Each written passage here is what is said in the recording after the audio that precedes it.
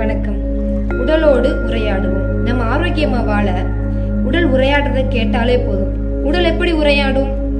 தண்ணீரை கேட்கிற மொழி தாகம், உணவை கேட்கிற மொழி பசி, ஓய்வை கேட்கறது சோர்வு, நுரையீரல் கழிவு இருக்கு அதை வெளியேற்றேன் அப்படின்னு சொல்றது சளி, இருமல், தும்மல். உடல்ல இருக்க கழிவை வெளியேற்றேன்னு சொல்றது பேதி. செரிக்காத உணவுகளை வெளியேற்றுறது வாந்தி. ரத்தத்துல இருக்க நஞ்ச வெளியேற்றேன் அப்படின்னு சொல்ற மொழிதான் தூக்கம். உணவுல இருக்க சத்தை பிரிச்சு சக்கையை மட்டும் வெளியேற்றுறது மலம் வெளியேறது. உச்சி முதல் பாதம் வரைக்க கழிவை நான் வெளியேற்றேன் அப்படின்னு சொல்ற மொழிதான் காய்ச்சல். காய்ச்சல் இருக்கிறப்ப உணவை உள்ள கொடுக்காத அப்படின்னு சொல்ற மொழிதான் வாய்க்கசப்பு, இந்த பசியின்மை. நன்றி.